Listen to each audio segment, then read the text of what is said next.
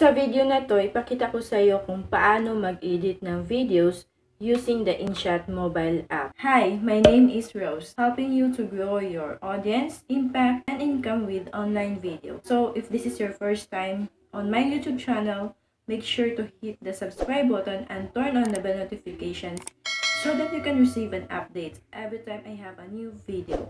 Gusto ko muna i-shout out ang ating fellow content creators on YouTube na nag-iwan ng kanilang comment dun sa aking last video about INSHOT tutorial as well. So first is si Rose Ranke. Sabi niya, paano pag may gusto ka na part na i-slow mo, paano yun i-edit? I will also show you on this tutorial kung paano mag-slow mo ng video mo. So the next comment is from Turistang Dabawenya. Sabi niya, mostly kasi phone ang gamit. Sa sunod, pwede sa phone kung paano i-edit, gaya ng iba na walang laptop or computer. Salamat po. Thank you for your comment, Ma'am Turistang Dabuena and Rose Ranke, and it really helps me to create content na makatulong talaga sa inyo. So kung gusto mo ma-feature ang comment mo sa aking mga sumusunod na video, just leave a comment below and I will pick the best question na ma-fit sa mga sumusunod ko na mga videos. So right now, let us proceed to the video. Step number 1 is dapat i-import muna yung mga raw videos mo sa yung video editor or sa yung INSHOT timeline. Sa INSHOT video editor, makikita mo yung mga editing tools at saka yung timeline mo where you can edit and customize your videos. My power tip for you to make your videos look professional is that kung mag-record ka ng video gamit ang smartphone mo, always remember to record your footage, especially if you are doing videos for your YouTube channel. Dapat naka-horizontal po talaga siya or naka-widescreen. So now, let's proceed to step number 2. You need to check the volume of your video.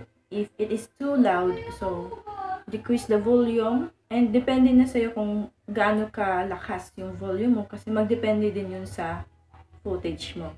Step number 3 is to trim, cut, and split your videos.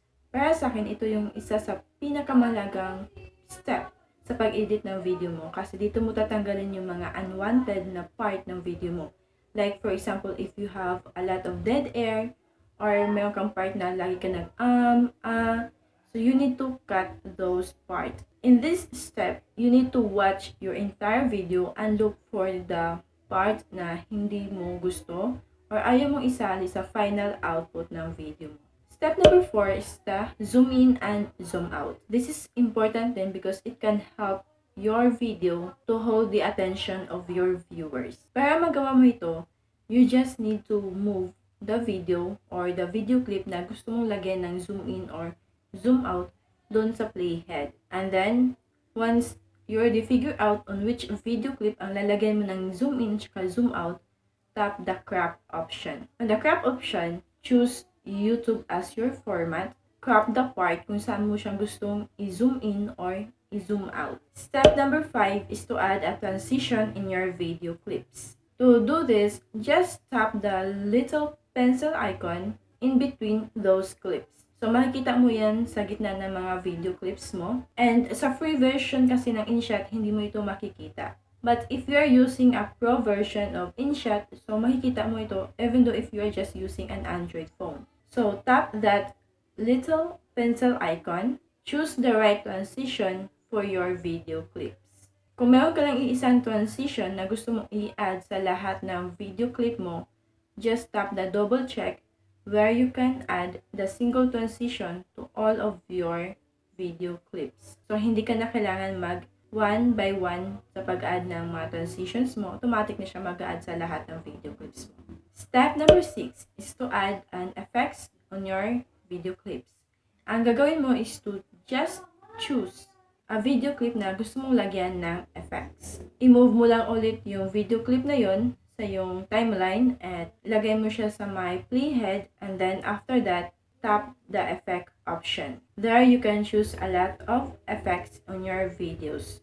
Step number 7 is to add text on your videos. To do this, just choose a part on your video kung saan gusto mong lagyan ng text. And then, tap the text button, and you can have a lot of options kung paano mo siya i-customize yung text mo. Bago tayo mag-proceed sa ating step 8 and 9, if you get value from this video, don't forget to smash that like button and subscribe to my YouTube channel. So right now, for the step number 8 is to add a background music or a sound effect on your videos. To do this, just tap the music button and then you will see a lot of options where you can add background music and sound effect. Please, be careful lang. Sa pag-add ng mga background music kasi, maaari kang makakuha ng copyright sa mga videos mo kapag yung music na ginagamit mo is copyrighted.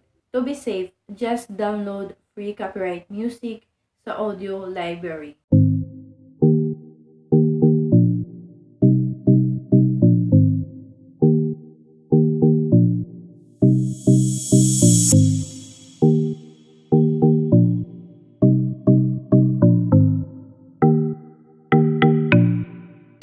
For step number 9 is to export your video. If you are using the free version of INSHOT and merong watermarks sa video mo, you can check on this video tutorial where I show you kung paano mag-remove ng watermark sa video mo. So, question of the day. Ano ang video editor ang gamit mo sa paggawa ng mga videos mo?